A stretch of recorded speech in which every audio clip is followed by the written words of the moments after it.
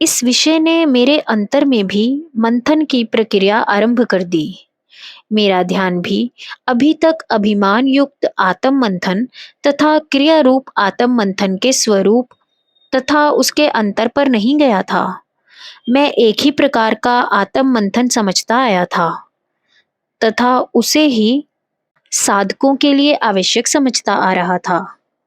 आत्म मंथन में भी अभिमान बल ग्रहण कर सकता है, इस विचार ने मेरे अंतर में खलबली पैदा कर दी थी। फिर क्रिया रूपी आत्म मंथन का स्वरूप मेरी समझ में नहीं आ रहा था। इस विषय में महाराज श्री से चर्चा की तो उन्होंने कहा, क्रिया रूप आत्म मंथन शक्ति की अत्यंत सूक्ष्म क्रिया है जिसे केवल अनुभव ही किया जा सकता है। जिस प्रकार साधक अन्य क्रियाओं का साधन में अवलोकन करता है, इसी प्रकार इस क्रिया को भी अंतर में घटित होते अनुभव करता है। अपने आप विषय उभरते रहते हैं तथा मंथन क्रिया चलती रहती है। अभिमान युक्त आत्म मंथन के संस्कार भी चित्त में संचित होते हैं, जो आत्म मंथन क्रिया के लिए आधार है। जब साधक पूरी तरह शक्ति के प्रति समर्पित हो जाता है, तो आत्म मंथन का भार भी शक्ति को सौंप देता है। महाराज श्री के इन विचारों को हृदय में धारण करके मैं साधन गुफा में जा बैठा। आत्म मंथन का कोई विचार उस समय मेरे अंतर में नहीं था। मन एकदम सभी विचारों से रिक्त था। पहले कुछ क्रियाएं होती रहीं, फिर वह अवसर उदय उदय हुआ जो इस समय मेरी दुविधा बन रहा था। आत्म मंथन की क्रिया प्रकट होने लगी। अपने आप विषय उभर रहे थे तथा अपने आप उन पर विचार की क्रिया चल रही थी तथा अपने आप ही निर्णय हो रहे थे। मैं बीच में केवल एक दर्शक बने बैठा था। इन सारी क्रियाओं से मैं एकदम पृथक था, केवल साक्षी। महाराज श्री जब भी इस प्रकार की कोई बात कहा करते थे, तो मैं साधन में उसका अनुभव ले लिया करता था। मुझे याद है कि महाराज श्री ने दीक्षा विज्ञान के बारे में बहुत कुछ कहा था, तो मैंने इसी प्रकार उसका अनुभव ले लिया था। अब क्रिया रूप आत्म मंथन का विषय स्पष्ट हो गया था। महाराज श्री भोजन के उपरांत थोड़ा विश्राम करके अपने कमरे में अकेले बैठे थे। मैं बाहर बरामदे में बैठकर कुछ पढ़ रहा था। इतने में मुझे आवाज देकर बुलाया। पूछा, चंद बरदाई की कथा का तुम पर क्या प्रभाव पड़ा है? मैं इस प्रश्न के लिए तैयार नहीं था, फिर भी कुछ विचार कर कहा, चंद बरदाई की कथा से मैंने यह निष्कर्ष निकाला है कि हम जैसे लोग अभी कहीं भी नहीं ठहरते, न लगन में, न साधन में, न धैर्य में तथा न समर्पण में। हमें अभी बहुत कुछ बनने बदलने की आवश्यकता है। उनके जैसा त्याग क्या हमसे संभव है? हम लोग तो अभी तक जबानी जमा खर्च में ही लगे हैं। महाराज श्री, ठीक कहा तुमने। संतों के चरित्र पढ़ने का यही लाभ है कि साधन के यथार्थ स्वरूप की कुछ झलक मिल जाती है। कई ऐसे अवसर आए जब संत अपमान के कड़वे घूंट पीकर रह गए, किंतु चेहरे पर शिकन तक नहीं आने दी। हम ऐसे अवसरों पर उत्तेजित हो जाते हैं। अपनी सुविधाओं की व्यवस्था में तनिक सी अव्यवस्था भी सहन नहीं कर पाते।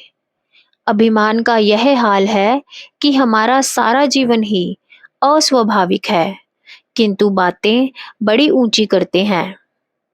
संतों ने साधन शिखर पर वास किया। आत्म स्थिति ही साधन शिखर है।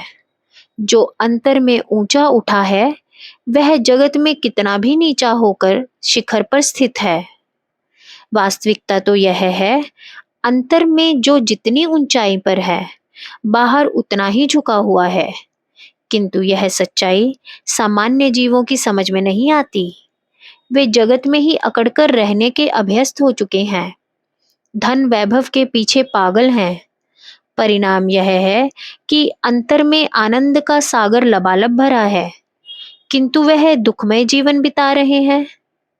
मैंने कहा, सुनने में यह बातें कानों को अच्छी लगती हैं, पर पता नहीं क्या हो जाता है।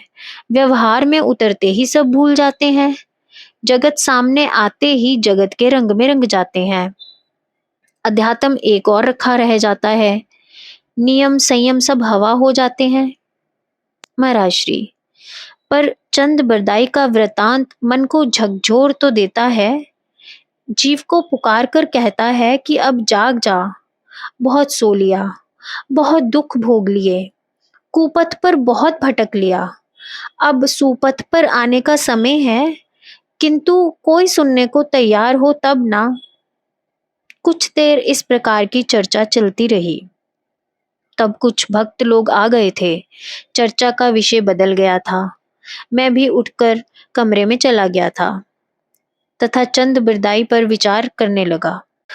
महाराज श्री, महापुरुषों के बारे में चर्चा या तो प्रातः भ्रमण के समय करते थे या जब दूसरा कोई नहीं बैठा हो। ऐसा लगता है कि वे ऐसी बातें किसी के सामने नहीं करने चाहते थे। उन्हें कोई पूछ सकता था कि किसी पुस्तक में ऐसा उल्लेख पढ़ने को नहीं मिला, फिर किस आधार पर यह सब कह रहे हैं। वह इस बात को उजागर नहीं करना चाहते थे कि उन्हें कुछ अनुभव होता है या कुछ दिखाई देता है। सामान्य जनों के लिए ऐसी बातों पर विश्वास कर पाना कठिन होता है। फिर अनावश्यक वाद विवाद होने लगता है। महाराज श्री को इस झंझट में उलझने की क्या आवश्यकता थी। अगले दिन हम प्रातः भ्रमण के लिए रेलवे स्टेशन की ओर गए। कोई 5 बजे के लगभग हम आश्रम से निकल गए थे। अभी तक अंधेरा था तथा सड़क की बत्तियां भी जल रही थी। सड़क ऐसे दिखाई दे रही थी जैसे कोई चादर तान कर सोया हो। कुछ दूध वाले साइकिलों पर दूध के कंटेनर लादे हमारे पास से निकल गए थे। अन्य कोई दिखाई नहीं दे रहा था। महाराज श्री ने चंद बरदाई का वृतांत आगे बढ़ाते हुए कहना आरंभ किया। चंद बरदाई को योग के इस स्तर पर पहुंचने के पीछे कई जन्मों की सतत साधना कारण थी। वे कई बार गिरकर उठे थे। धैर्य की परिपक्व अवस्था प्राप्त करने के लिए उन्होंने अनेक जन्म खपा दिए थे।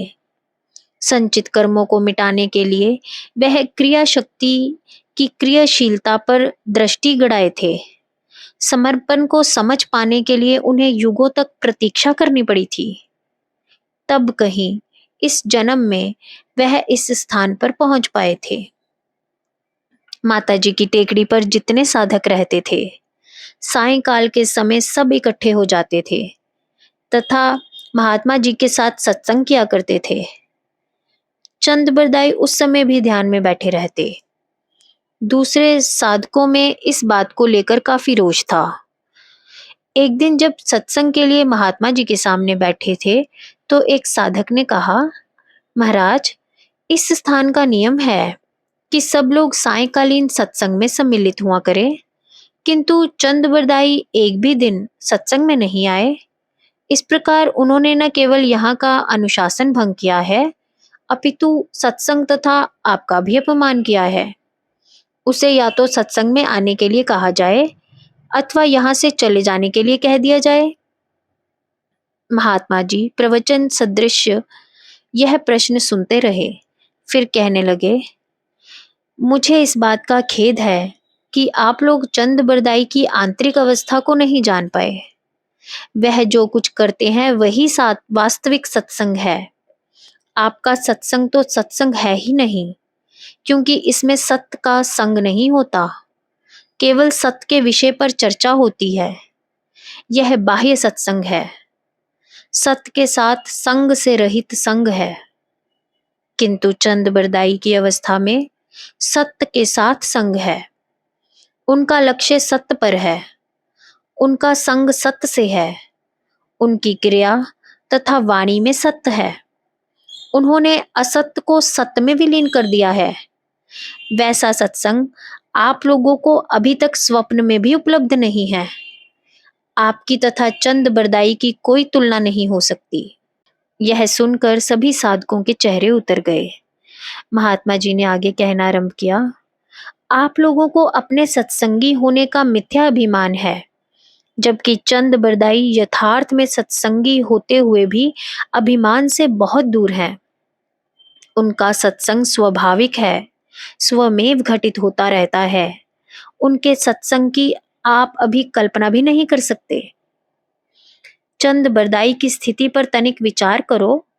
वे राजकवि हैं, राजसी रहन सहन है, नौकर चाकर हैं, सब प्रकार की सुविधा उपलब्ध है, खाने के लिए एक से एक बढ़िया पकवान है, किंतु सबका मोह त्याग कर कैसे दिन काट रहे हैं। आंतरिक सत्य की अनुभूति के बिना यह त्याग संभव नहीं। आप लोग चंद बरदाई के बारे में ऐसी वैसी बात ना सोचें और ना करें। एक साधक, हम लोग अपनी भूल स्वीकार करते हैं तथा उसके लिए क्षमा प्रार्थी हैं। हम लोग चंद बरदाई को समझ नहीं पाए। महात्मा जी, साधक का कर्तव्य है कि अपनी भूल ज्ञात होने पर तत्काल निसंकोच क्षमा मांग लें। आपने साधक धर्म का ही निर्वाह किया है। मैंने कहा, एक सच्चे साधक को कैसी कैसी कठिनाइयों का सामना करना पड़ता है। संसारी लोग उसके मार्ग में बाधा बनते ही हैं, किंतु अपने आप को साधक समझने मानने वाले उसे अधिक परेशान करते हैं। ऐसा हर सच्चे साधक का अनुभव है। यहाँ तो महात्मा जी ने उन्हें बचा लिया, अन्यथा साधकों ने तो उनके लिए जाल बुन ही दिया था। महाराज श्री, चंद बरदाई जब दिल्ली से चले थे तो भिक्षा मांगते खाते यहाँ तक पहुंचे थे। उस बीच उन्हें क्या कुछ सहन नहीं करना पड़ा होगा, कितनी जगह अपमानित होना पड़ा होगा। लोगों को क्या पता उनके द्वार पर भिक्षा मांगने वाला राजकवि है। कई लोग उन्हें पेट भरू भिक्षक समझते होंगे तथा कई प्रकार की टिप्पणियां सुनने को भी मिलती होंगी, किंतु चंद बरदाई माँ का सहारा लिए सब सहन करते रहे। भिक्षा उनके साधन का अंग थी, उनकी तपस्या थी, मन तथा वासना को तपाने का उपाय थी। बस माँ का स्मरण करते तथा सब सहन करते बढ़ते रहे। जय गुरुदेव।